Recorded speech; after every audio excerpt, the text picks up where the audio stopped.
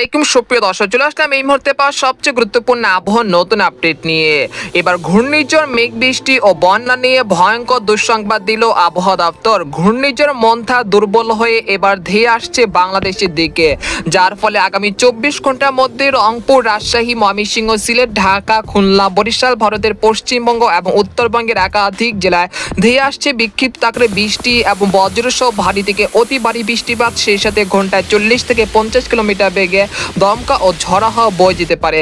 তো আজ 31 অক্টোবর শুক্রবার এবং আগামীকাল 1 নভেম্বর শনিবার কেমন থাকতে চলেছে আগামী 24 থেকে 48 ঘন্টার আবহাওয়া।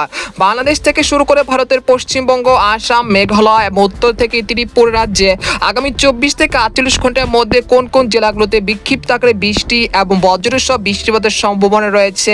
এছাড়া আগামী 72 ঘন্টার মধ্যে কোন কোন জেলাগুলোতে অতি ভারী বৃষ্টিপাতের সতর্কতা রয়েছে। তো এই বিষয়ে আরো বিস্তারিত জানতে হলে ভিডিওটি সম্পূর্ণ দেখতে থাকুন।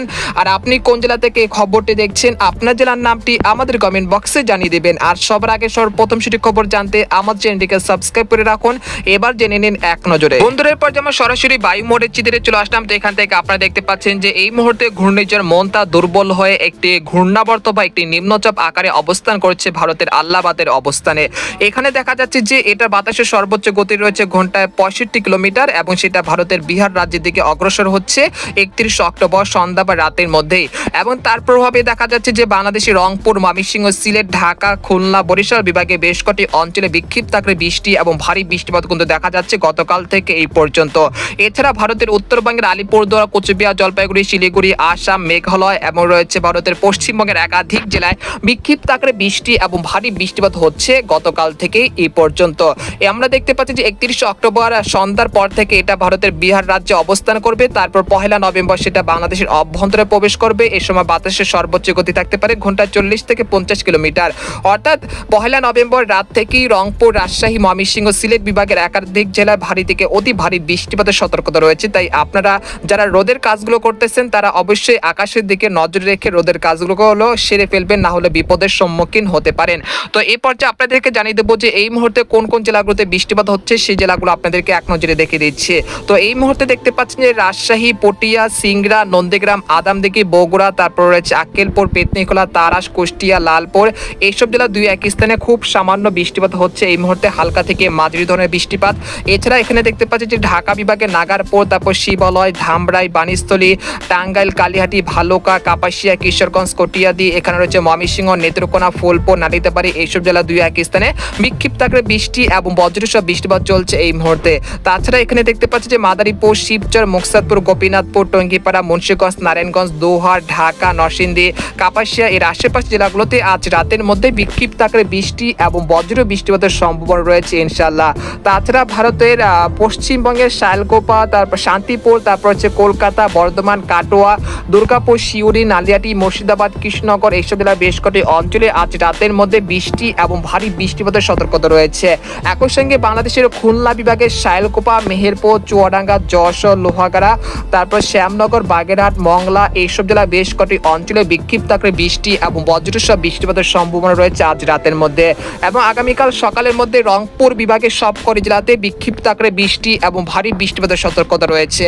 তবে চট্টগ্রাম বিভাগে সেরকম বৃষ্টিপাতের সম্ভাবনা এই মুহূর্তে পাওয়া যাচ্ছে না। তবে কুমিল্লা, চাঁদপুর, ব্রাহ্মণবাড়িয়া, নোয়াখালী এর আশেপাশে দুই এক স্থানে বিক্ষিপ্ত আকারে বৃষ্টি এবং বজ্রসহ বৃষ্টিপাত হতে পারে আজ রাতের মধ্যে। এবং ভারতের ত্রিপুরা রাজ্য শিলচরে সেরকম বৃষ্টিপাতের সম্ভাবনা তেমন দেখা যাচ্ছে না আজ রাতের মধ্যে। এই পর্যায়ে আপনাদেরকে জানিয়ে দেবো যে ইউরোপিয়ান যে মেঘের বার্তা রয়েছে সেখান থেকে 31 অক্টোবর কেমন থাকবে আবহাওয়া, সেই জন্য আমরা চলে আসলাম সকালের দিকে। আসার পর দেখতে পাচ্ছি যে এখানে ঢাকা, খুলনা, বরিশাল বিভাগে বেশ কটি অঞ্চলের আকাশ বেশ মেঘলা থেকে মেঘলা থাকতে পারে সকালের দিকে। তাছাড়া রংপুর, ময়মনসিংহ, রাজশাহী বিভাগে বেশ কটি অঞ্চলে বিক্ষিপ্ত আকারে বৃষ্টি এবং ভারী বৃষ্টিপাতের সম্ভাবনা রয়েছে সকালের দিকে। এই সময় পঞ্চগড়, ঠাকুরগাঁও, দিনাজপুর, রংপুর, কুড়িগ্রাম, গাইবান্ধা, তারপর রয়েছে জলঢাকা, দেবীগঞ্জ এইসব জেলা কোথাও কোথাও প্রায় 40 থেকে 50 মিলিমিটার পর্যন্ত ভারী বৃষ্টিপাতের সতর্কতা রয়েছে 31 অক্টোবর শুক্রবার সকালের দিকে। তাছাড়া সরিষাবাড়ি, জামালপুর, ময়মনসিংহ, নেত্রকোনা, নালিতাবাড়ি, বাগমারা এর আশেপাশে জেলাগুলোতেও বিক্ষিপ্ত আকারে ভারী বৃষ্টিপাতের সতর্কতা রয়েছে 31 অক্টোবর শুক্রবার সকালের দিকে।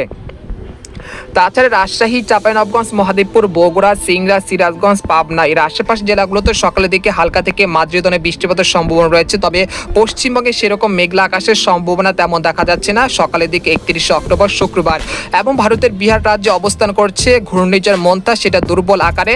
আমরা দেখতে পাচ্ছি যে তার প্রভাবে দুপুর 1টা থেকে সন্ধ্যা 6টার মধ্যে রংপুর, রাজশাহী, ময়মনসিংহ, সিলেট, ঢাকা, খুলনা, বরিশাল বিভাগে বেশ কটি অঞ্চলে বিক্ষিপ্ত আকারে বৃষ্টি এবং বজ্রসহ বৃষ্টিপাতের সম্ভাবনা লক্ষ্য করা যাচ্ছে 31 অক্টোবর দুপুর 1টা থেকে সন্ধ্যা 6টার মধ্যে। তো আমরা দেখতে পাচ্ছি যে এখানে রাজশাহী, চাঁপাইনবাবগঞ্জ, মহাদেবপুর, বগুড়া, সিংড়া, সরিষাবাড়ি, তারপর হচ্ছে নাগারপুর, পাবনা, শালকোপা, ফরিদপুর এর আশেপাশে জেলাগুলোতে বিক্ষিপ্ত আকারে বৃষ্টি এবং ভারী বৃষ্টিপাতের সতর্কতা রয়েছে।